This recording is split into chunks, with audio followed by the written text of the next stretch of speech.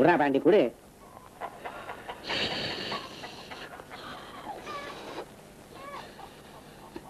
போன காரியம் என்னாச்சு? மருதன் அல்லிய கல்யாணம் കഴിക്കാൻ சம்மதம் அறிவிச்சாச்சா? இல்ல. ஏன்? அல்லிய கல்யாணம் செய்ய முடியாதுன்னு. ஏன் முடியாது? எனக்கு அல்லிய இஷ்டம் இல்ல. ஏன் இஷ்டம் இல்ல? எனக்கு வேறொரு பொண்ணதான் இஷ்டம். அந்த பொண்ணுக்கு உன்னை இஷ்டமா? ஆமா. ஏது அந்த பொண்ணு?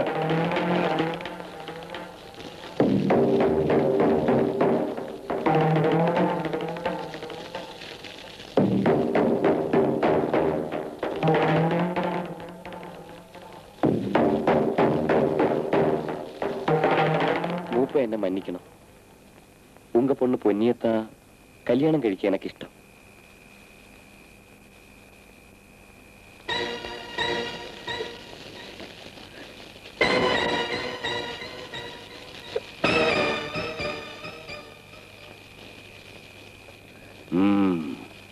எனக்கும் சம்மதம்.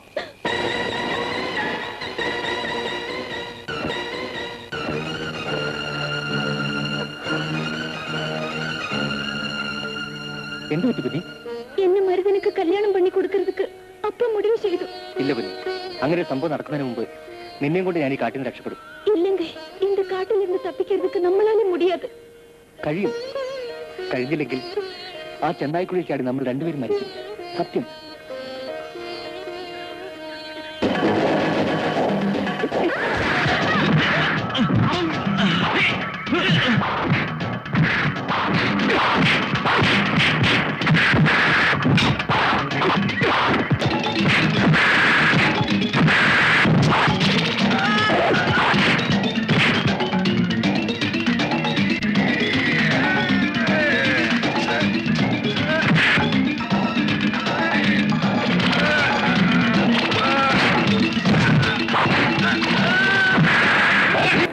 எந்த மாதிரி இது?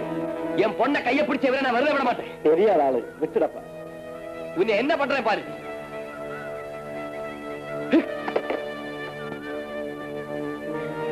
രാജേഷ്, ഈ കാട്ടുജാതിക്കരെ തിരുത്താൻ ഒരിക്കലും കഴിയില്ല. ഇവരോട് ഇടപഴകുന്നത് വളരെ സൂക്ഷിച്ചു.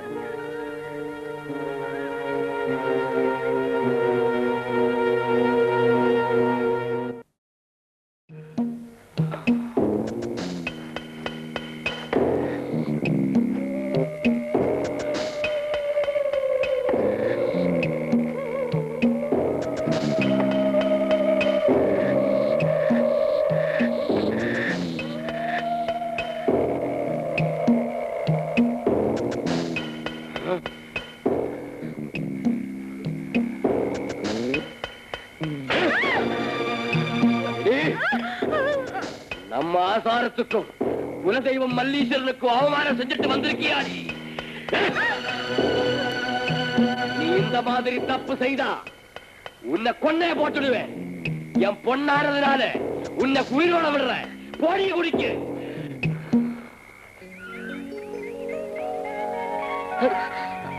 ரொம்ப வலிக்குதா? ஏய் അങ്ങനെയൊന്നുമില്ല. உங்களுக்கு ஏதாவது ஒண்ணு ஆச்சுன்னா நான் உயிரோட இருக்க மாட்டேன். അവൻ ഒരു മുരടൻ. എനിക്കൊന്നും പറ്റില്ല. പക്ഷേ നിനക്ക് എന്തെങ്കിലും സംഭവിച്ചാൽ സൂക്ഷിക്കണം പന്നി.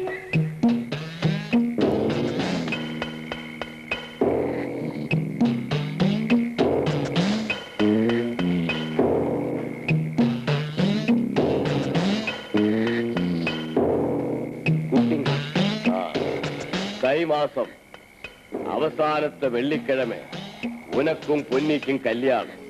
എന്നാ ശരി മൂപ്പ, ഉങ്ക ഇഷ്ടം.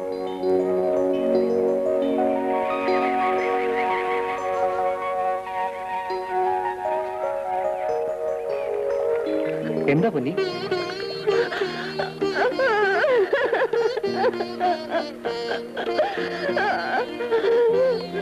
എന്താ കാര്യമെന്ന് പറയൂ. ஏன் கல்யாணம் அப்பா முடிவு செய்து. നിന്നെ ഞാൻ ആർക്കും വിട്ടുകൊടുക്കില്ല പൊന്നി. எனக்கு ரொம்ப பயமா இருக்குங்க. പേടിക്കണ്ട പൊന്നി, നിനക്ക് ഞാനുണ്ട്. ஏன் அப்பா முடிவு செய்தா அது யாராலும் மாற்ற முடியாது. എനിക്ക് ജീവനുണ്ടെങ്കിൽ നിന്നെ ഞാൻ സ്വന്തമാക്കിയിരിക്കും.